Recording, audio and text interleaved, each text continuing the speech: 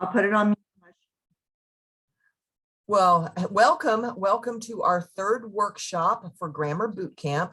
Today, we are going to be talking about the perfect and continuous verb tenses. So far in workshop 1, we talked about the difference between verbs and verbals. In workshop 2, we looked at the simple and continuous tenses. And today we are going to be looking at the most difficult verb tenses of all, the perfect and the perfect continuous tenses. These two groups of verb tenses have a lot in common. That's why they begin with perfect and perfect continuous. Sometimes you'll hear them called the simple perfect and the perfect continuous. But for today, we're going to call them the perfect and the perfect continuous tenses. So let's get started. Oh, I do want to let you know that we're going to stop halfway through and take a breath. And those of you that are watching this as a video are welcome at that time. Is a great place to pause, to look over your notes, to really spend a few minutes thinking about what you've already learned before we go into the second half. All right, so let's get started. Choosing the best verb tense. What? Just like last week, we looked at the simple and continuous verb tenses, but they are only half of the 12 tenses. Now we're going to learn about the 3 basic perfect tenses and the 3 perfect continuous tenses and how modals indicate possibility and uncertainty, which do not happen in real time. So let's start by quickly reviewing the simple and continuous tenses from our last workshop. Very simple: past, present, future.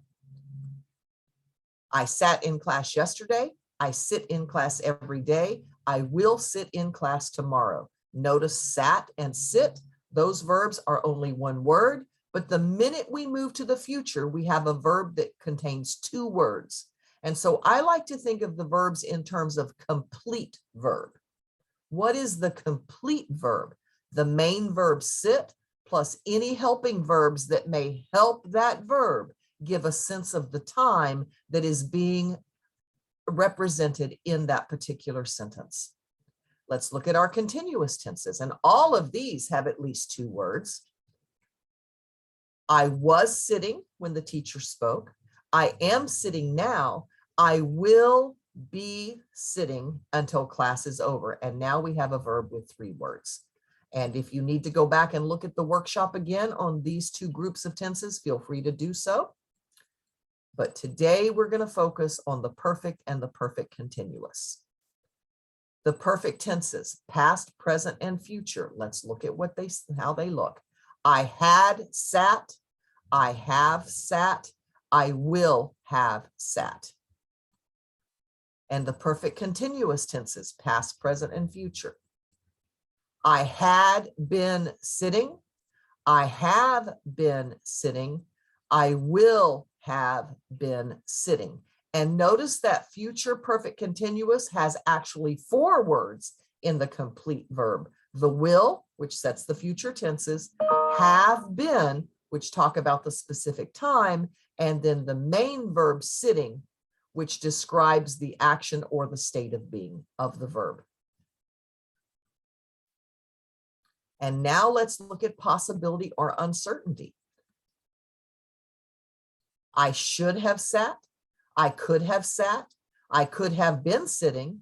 I should have been sitting. And I might have been sitting.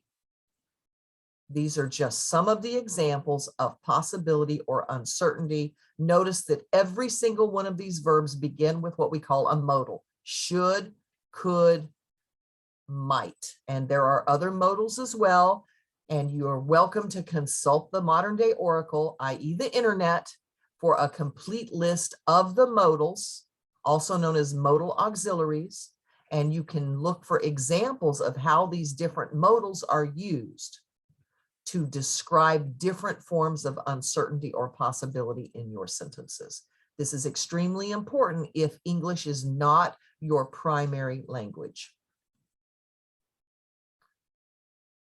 So the basic perfect tenses are created by using a very simple formula. And we introduced the idea of formulas with verb tense in our last workshop. The basic perfect tenses are creating by using this formula, a form of have plus a past participle equals the perfect tenses. And in our very first workshop on verbs and verbals, we did a deep dive into these past participles. So I suggest if you're confused by that, you refer back to that first workshop. But meanwhile, here are our forms of have. Had, have, has, having, and here are our past participles. A few examples. The regular verbs mean the past participle is the same as the simple past. Have walked, have talked, have laughed, have cried, have studied. So notice walked, talked, laughed, cried, studied, the exact same as the simple past. Irregular verbs means anything goes. Broken, driven, run, swum, and blown. And the minute you put these with a past participle, you are creating a complete verb. Just like the minute you put these past participles with the form of have, you are completing the basic perfect tenses. I do want to take a moment to let you know that these verb forms, had, have, has, or having, can also be the main verb. And when they are the main verb, they mean to possess. I have $3. Well, that's not the perfect tenses. That's the simple present. I have $3. Have by itself is generally going to be one of your simple tenses. But when you use it as the helping verb, then it works together with your past participle to create those perfect tenses.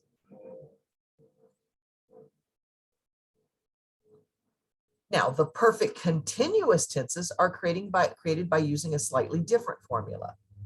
A form of have plus the past participle been, a very specific past participle. All of your perfect continuous tenses will have this word been as the second word in the complete verb, plus a present participle, one of your ing words.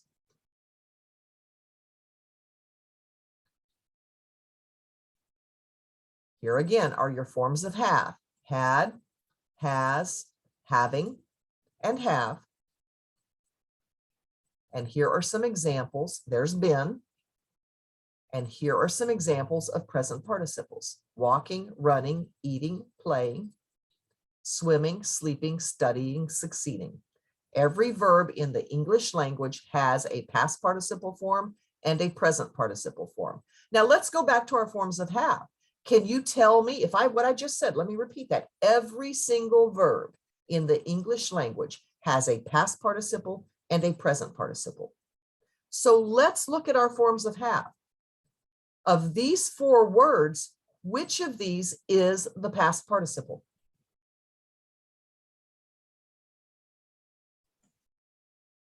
Having.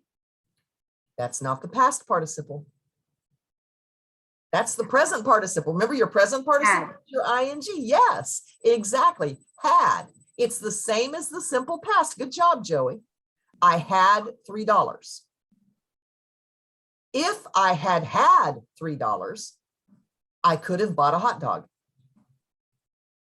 So you can actually see had as the past participle and had as the simple past together in a sentence. I'll let you sit with that one for a minute. Think about that. If I had, and that first had is not talking about possessing, it's setting that simple, that past. If I had possessed $3, right? Or if I had had $3, I could have bought a hot dog. The past, now let's talk about when to use these different verbs forms and these verb tenses. The past perfect tense is used to indicate something that happened in the past before something else happened in the past. So my brother arrived. That happened in the past, didn't it? My brother arrived yesterday. My brother arrived with his 3 dogs. All that arrived, that is your simple past. That is the action that happened very simply in the past. It happened It's finished. But before my brother arrived in the past, I had already eaten breakfast. So we use that past perfect tense to describe something that happened in the past before something else happened in the past. In the past, my brother arrives, there he is, but before he arrived, I had breakfast. I had already eaten breakfast. Now let's talk about the past perfect continuous. Notice that my brother arrived. We know what happened in the past. I can say yesterday. I had already eaten breakfast, but we don't have a specific time for when I had already eaten breakfast. When we use the past perfect continuous, it's much more specific. And let's take a moment to talk about what that word perfect means. Joey, to you, what does the word perfect mean? That it's the only right way, perfect. And that's how we think about it these days. We think of perfect without mistake, without error, right? Without sin, if you're talking about it in a religious context. But before and language being ever evolving, one of the very first meanings of perfect meant to be complete. It was being complete, not without mistake, not without sin, but complete. And I kind of like that. I hate it that we've shifted towards that more critical meaning of perfect. And really and truly, these tenses, when we talk about the perfect tenses, we're really talking about the complete tenses, because we're talking about a completion over a period of time. And so let's look at how that works here, a frame for the complete happening or the perfect happening. I had been waiting for an hour. My brother arrived. I had been waiting for an hour when my brother arrived. So we use these past perfect continuouses when we're going to follow up with an indication of the exact amount of time that we had been waiting. So you wouldn't say I had been eating breakfast when my brother arrived. That doesn't make sense, does it? But I had been waiting for an hour when my brother arrived. That gives us this perfect or complete idea of the amount of time that I had been waiting when my brother arrived. Do you have any questions about that, Joey? No, got it. This is a lot, and this is one of the videos that you're probably going to need to go back and watch a couple of times. And when you go back and watch it again, one of the things you might do to help you is when you see a slide like this, pause it, and then think about something that you had been doing for a period of time when something else happened in your own life, and practice writing that sentence based upon your own experience. And you can always flip it around. When my brother arrived, comma, I had been waiting for an hour. And both of these sentences are grammatically correct. And when we talk about how to combine clauses, when we do our workshop on fragments and when we do our workshop on comma splices and run-on sentences, we'll do a deeper dive into these formulas for combining these clauses to make correct sentences. Now let's talk about our modals. Should, would, could, can, might, may are used in the past perfect tense to indicate possible or conditional happenings outside of real time. And that's a pretty abstract idea. But as human beings, we don't just communicate the things that actually happened or the things that are happening or the things that we hope will happen in the future. We also communicate possibility and uncertainty. And we're going to see how this works. Let's take a look at a conditional past situation that indicates a period of time in which something did not happen at all. If I had saved my money. Well, that didn't happen, did it? Obviously, the minute I put that if in there. But notice this had saved. if I had saved my money, and here's the period of time in the past that I had the chance to save money, but I didn't. Something else, there would have been another alternate reality. And here is our alternate reality up in the clouds of our imagination, not real time at all. I could have bought that car. Notice the could. Notice that the minute we start with the modal, we revert to the present, the simple present have, and then we add our past participle. I could have bought that car if I had saved my money.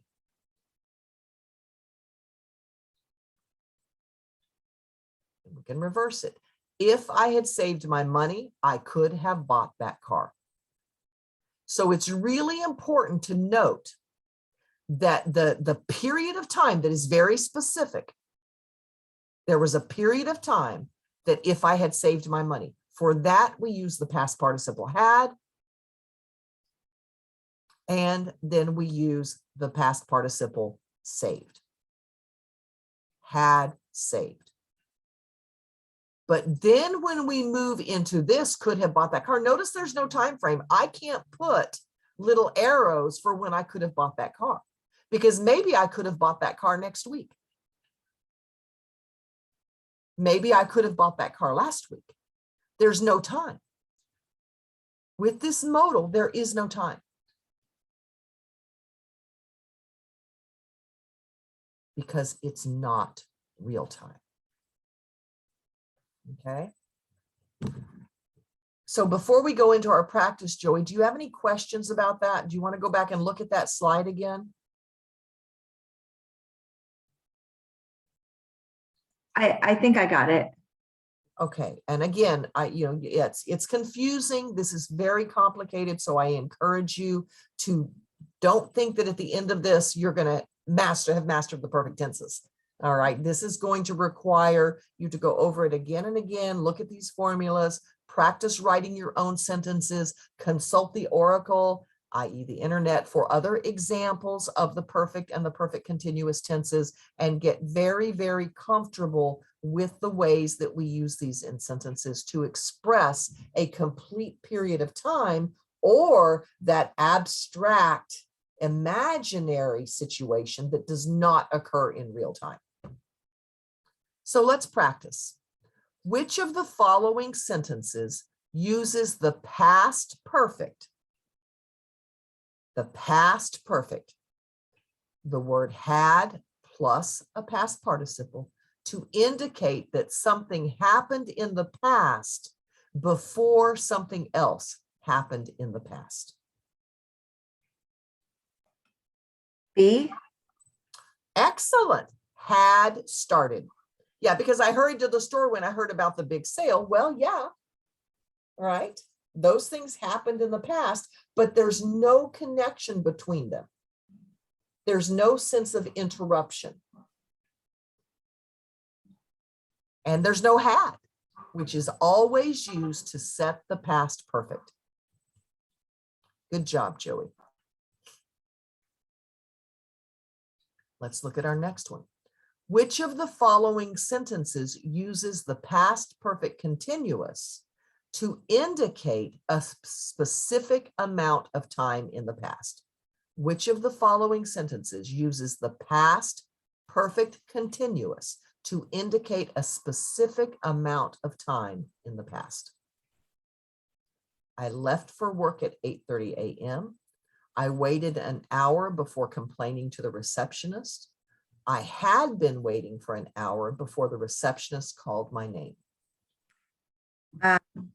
Well, looking at my template, I would say it has to be had plus been. So I had been waiting. Perfect. There's your formula, right? There's your formula. Beautiful job. Beautiful job. Had plus been plus waiting. Good job. Which of the following sentences uses the past perfect to indicate regret and also uses a modal to create an alternate reality?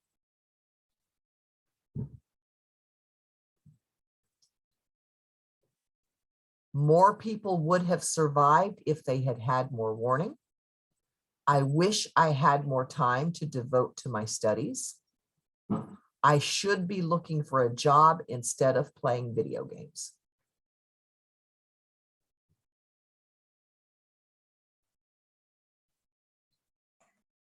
Past perfect. Past perfect would be had, have, has, to indicate regret.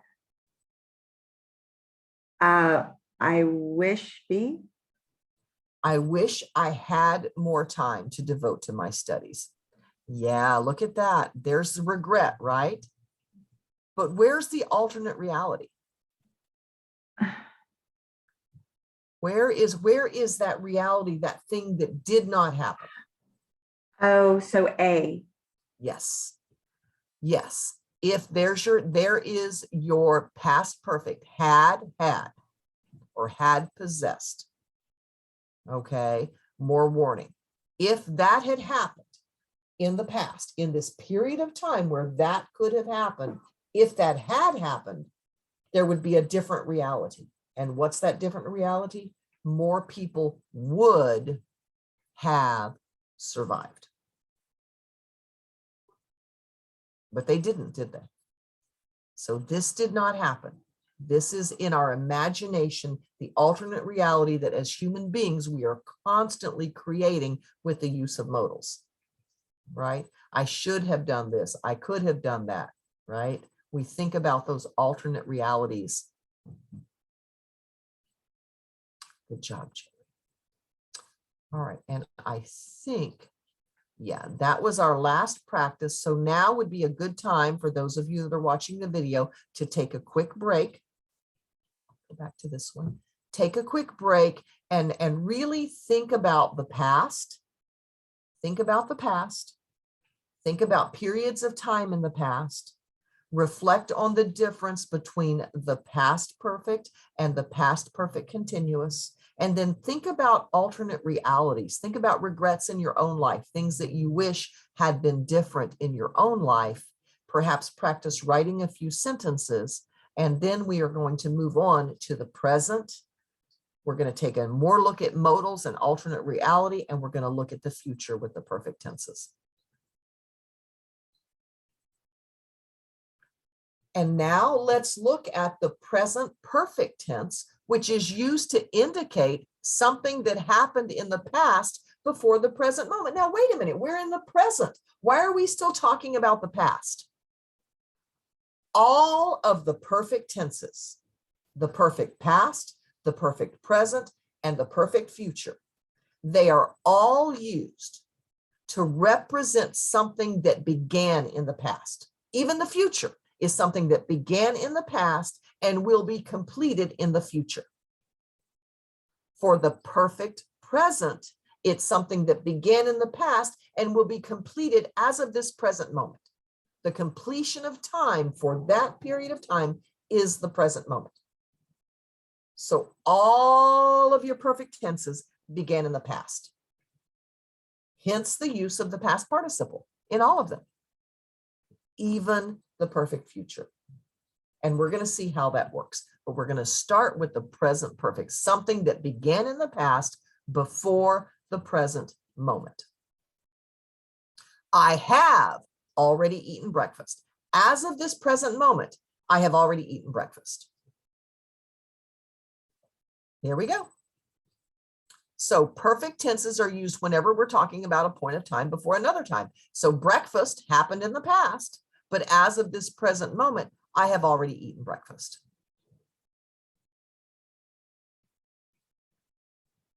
Right? Unlike the past, I had already eaten breakfast when my brother arrived. Both of those things happened in the past, right? I use had already eaten breakfast That happened in the past, but it was interrupted or then something else happened. But when I say I have already eaten breakfast, my stopping point there is not my brother's arrival, it's the present moment.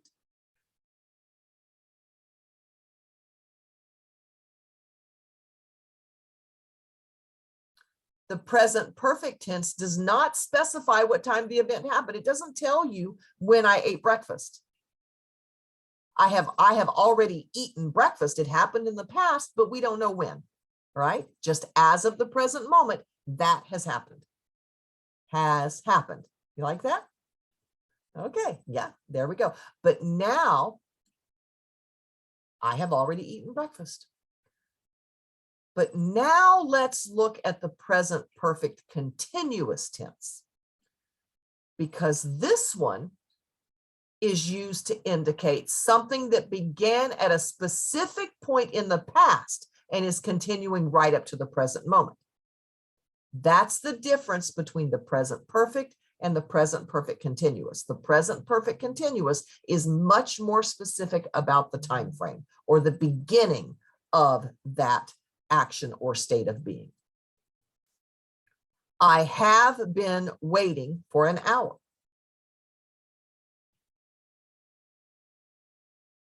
Notice the for an hour. That shows that specific amount of time. There's the past hour. It began in the past, and as of the present moment, I have been waiting for an hour.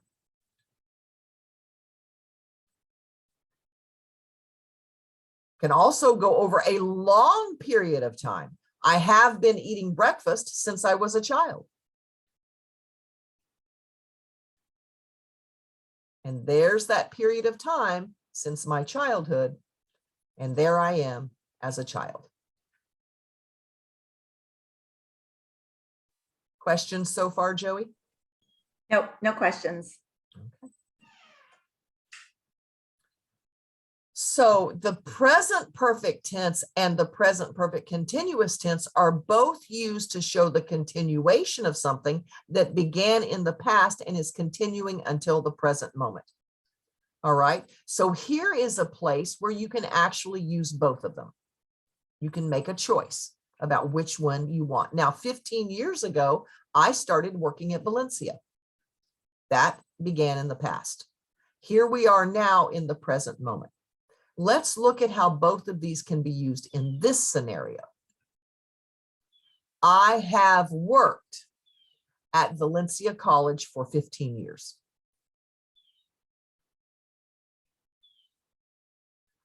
I have been working at Valencia College for 15 years. And both of these are grammatically correct.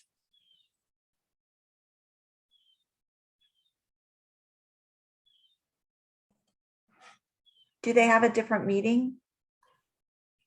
Not really. I mean, this is a stylistic choice.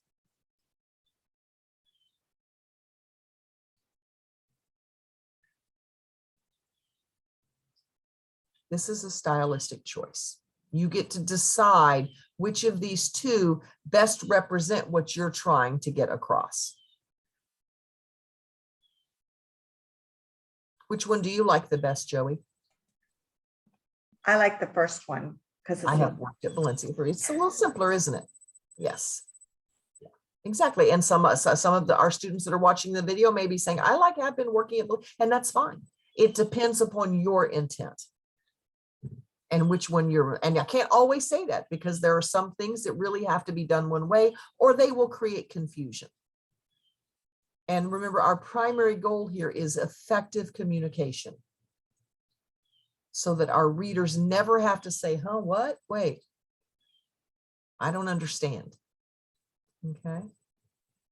And with verbs and verb tense, because we're dealing with this abstract concept of time and all of the complications that are inherent with communicating time, we have to be very, very careful of our verb tenses. And that starts with a solid foundation about all the different tenses, how they are used in effective communication. And then we get to make stylistic choices about how we want to use our verbs and our verb tenses so that we can create effective communication. All right, notice the specific time named with these present perfect tenses for 15 years. It doesn't make sense to say, I have been working at Valencia College, period. It's like, why not just say, I work at Valencia College, right? So what do you do? What's your occupation? Oh, I work at Valencia College. All right, not I have been working at Valencia College. Without that for 15 years, that's not a good use of your perfect tenses. But if the person says to me, what do you do for a living? Oh, I work at Valencia College. How long have you worked there? Oh, I've been working there for 15 years. Right? Now you're ready to move into the perfect tenses. Oh, I have been working there or I've been working at Valencia College for 15 years. Or in response to a question, how long have you been at your current occupation? I have worked at Valencia College for 15 years, right?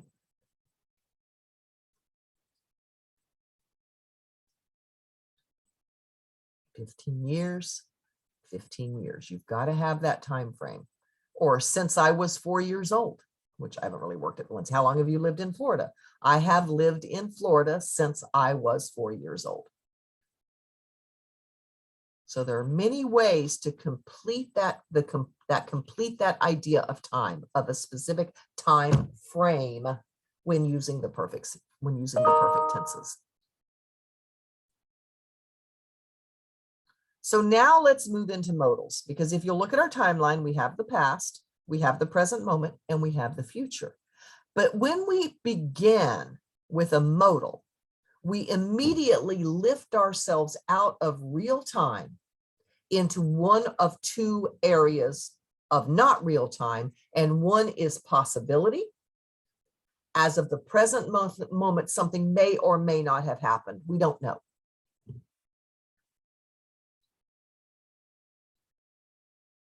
Just not sure.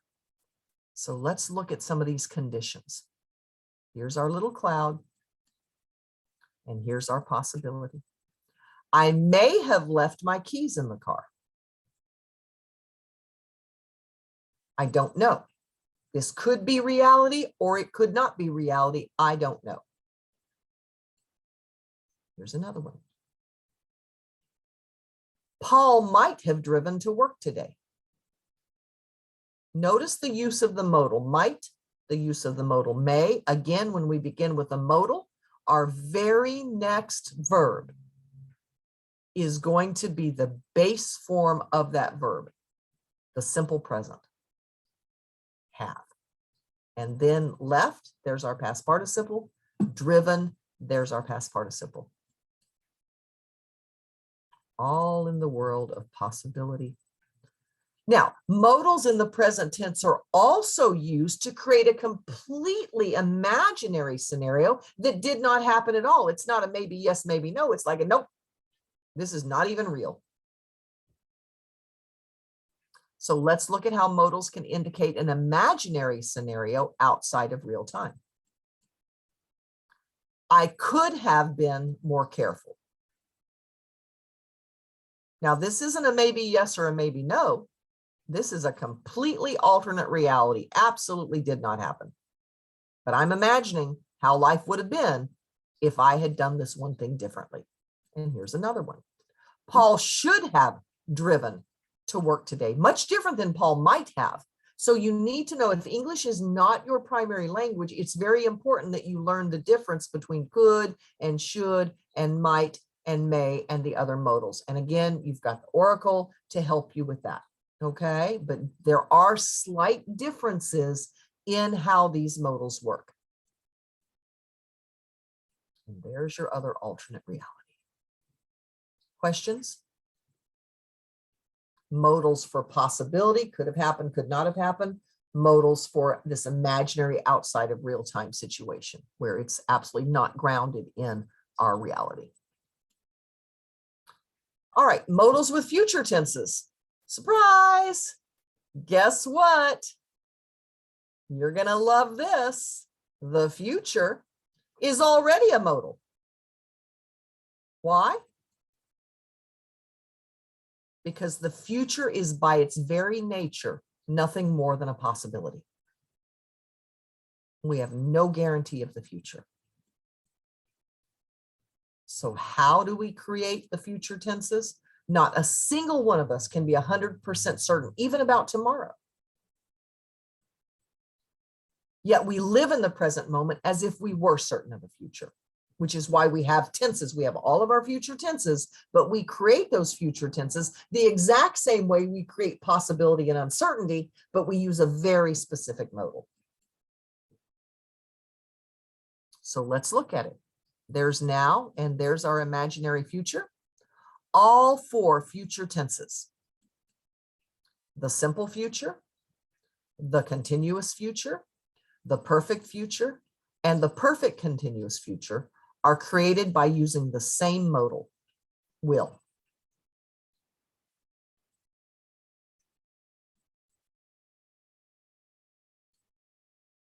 I will cook later tonight.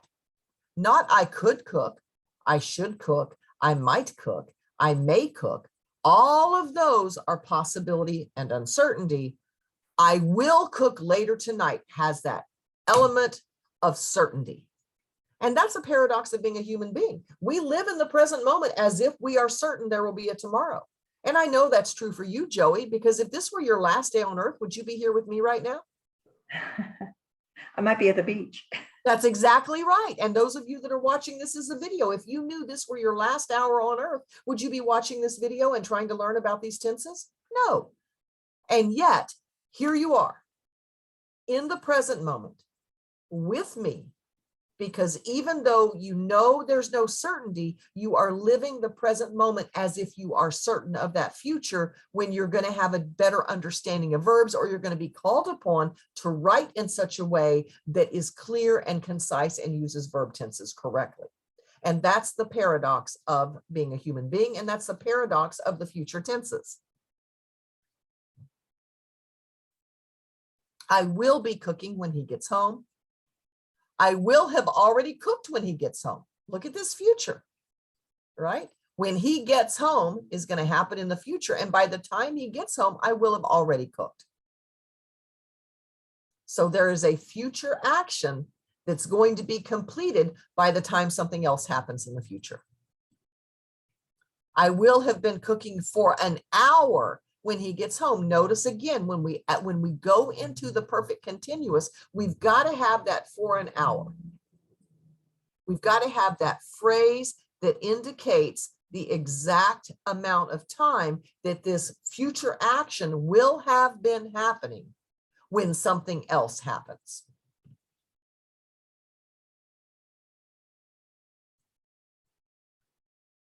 So the future perfect tense, like I just said, is used to indicate something that will happen in the future before something else happens in the future. My brother will arrive at some point in the future. Before my brother arrives, I will have already eaten breakfast. Notice the will, and here's our little time chart again. We're all in the future now. My brother will arrive at some point in the future. But before he arrives, I will have already eaten breakfast. I haven't eaten breakfast yet. I'm projecting this entire thing. I've got two things happening in the future. My brother will arrive, but before he arrives, I will have done something else. Not, I will eat breakfast in an hour. I don't need, I will eat breakfast in an hour. I don't need that second happening.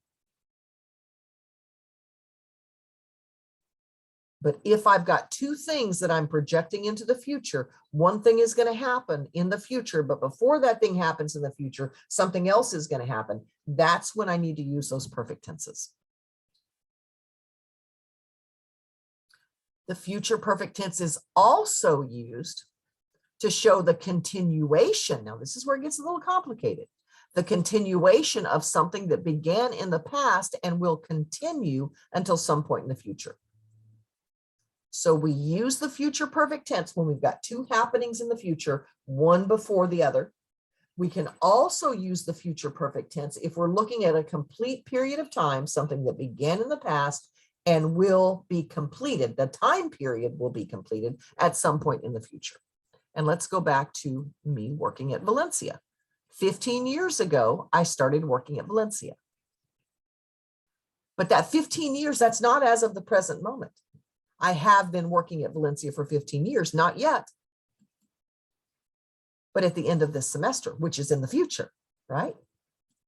And here we go. At the end of this semester, I will have worked at Valencia College for 15 years. 15 years began in the past. That 15-year time period will be completed at the end of the semester, i.e. in the future.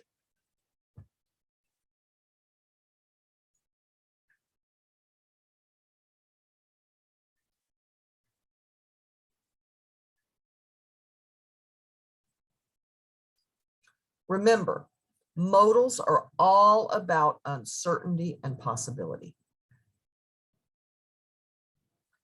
If I had lost 5 pounds, I could wear my new jeans tonight.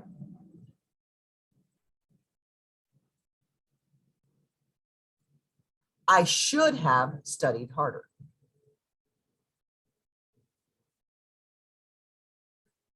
I might have left my keys in the car.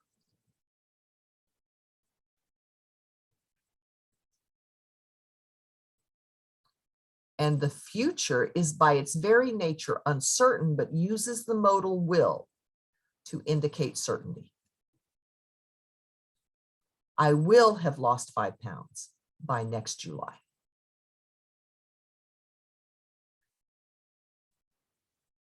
So let's do a quick review.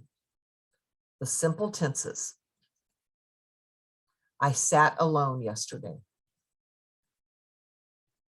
I sit with my friend most days.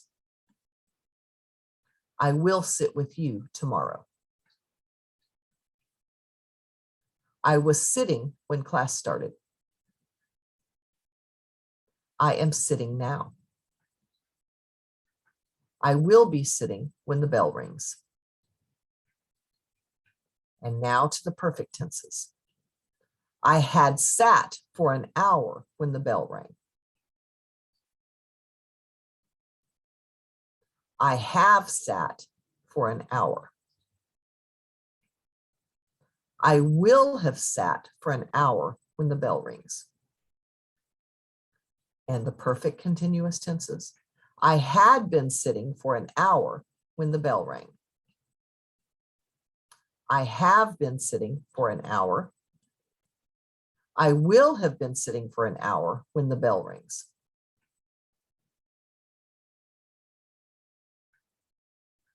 Questions about any of these, Joey? I think I got it. And then our modals. I could sit, I should sit, I might sit. I could have sat, I should have sat, I might have sat. I could be sitting, I should be sitting, I might be sitting. I might have been sitting, I could have been sitting, I should have been sitting. And notice how many of these seem incomplete, especially when it comes to those perfect tenses, because we have to always make sure that our reader understands the context for our imagination or for our condition of uncertainty.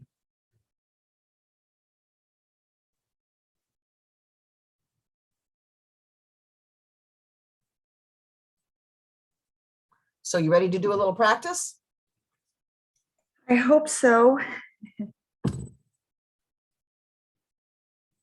Progress, not perfection. All right. Which of the following sentences uses a modal to indicate uncertainty about something? We should try to leave a little early in case it rains. We might go to the concert tonight, depending upon the weather. I don't know if she has left yet or not. The one that uses Uncertainty. B. Yes. A uses a modal also. Right? But it's not, there's nothing uncertain about should. Right? Right? Should is creating an alternate reality. Might is uncertainty. I don't know if she has left or not also is uncertainty, but it doesn't use a modal. Good job. Which of the following sentences uses the present perfect continuous to indicate that something began at a specific point in the past and is continuing right up to the present moment? Sarah has been driving since she was 16 years old. Sarah has tried 3 times to pass that yellow truck. So present perfect. Yes, would be A, has been driving. Has been driving. Remember the formula for your present perfect continuous, right? You've got your helping verb, your form of has or have. You've got your past participle been, and then you've got your present participle driving. Good job, Joey. It's a good thing you took notes. So it's formulas. Yes. And you know, when it comes to taking notes, it's always good. I like when I'm taking notes that when I hit a concept, I leave space between my concepts, because when you go back and watch this again, that way you can fill in a little bit more additional information. So I always like to leave a lot of space between my notes so that when I review them, I can add more information, because it's hard to catch everything when you're in a class or when you're in a workshop or even when you're watching a video. So that's just a little note-taking tip. Which of the following sentences indicates that something began at a specific point in the past and will continue through a specific point in the future?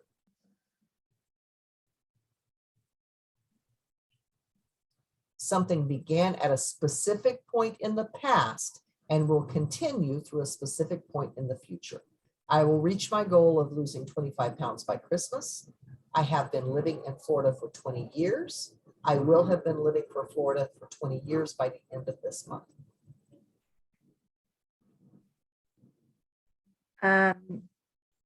C. You hesitated. Was your first thought maybe between A and C? Well, A, no, because it's not a specific point in the future. It's losing 25 pounds. There's no future. There's no. What about by Doesn't Christmas? give me a specific point. I got confused with the 20 years in B and C. Oh, okay. Well, I want to address A and then we'll go to B and C, because some of the viewers may be confused by A, because it is by Christmas is, you know, by in the structure sense, it's the future. But when did it begin? Right? You got to look at a specific point in the past, exactly, continuing through the future. Both of those have to be present, right? I have been living in Florida for 20 years. Well, that obviously began in the past, but that's as of this present moment. So now we've got the beginning point in the past, but we need something that began in the past and continues to a specific point in the future. And that's why the correct answer is C. And, you know, and if you're in a class where you have tests on the verb tenses, these are the kinds of practice questions that you're going to see. But it's more important, Joey, and for those of you that are viewing, to understand that the true test is when you are writing something, whether it's for a class or to your child's teacher, or a cover letter for a resume, or a proposal that your boss has asked you to write. It is how do you use these verb tenses in your own writing? And that's the ultimate goal of these workshops. That's my ultimate goal for you. These little practices just sort of show you areas that you might specifically want to go back and review.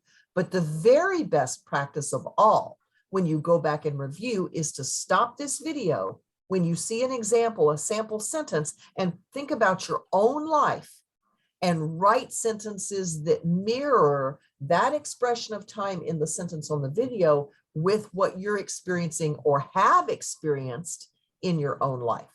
That's when you really begin to understand how to use these verb tenses. And that's when you find yourself more confident when you're writing for something high stakes, like a cover letter or a proposal or an essay for a class.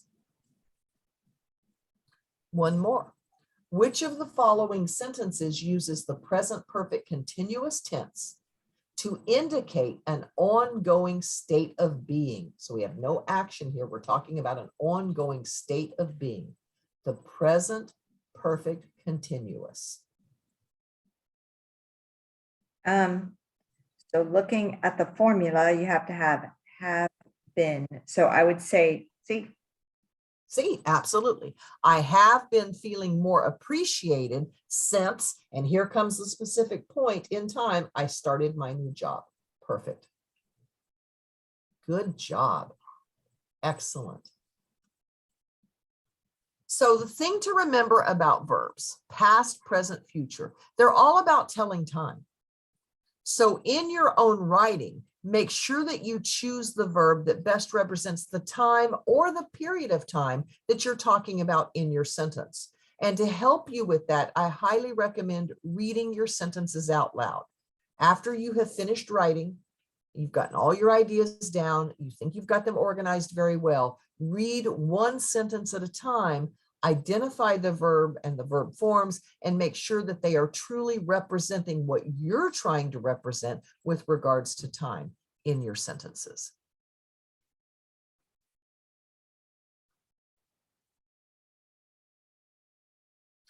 So thank you so much for your attention. Thank you for being here. Next, our very next video, we're going to move away from verbs and we're going to start looking at how verbs work with subjects and clauses so that we can make sure that we avoid sentence fragments in our writing. So we're moving from verbs and verbals into clauses next week or with the next video. All right. Thank you so very, very much.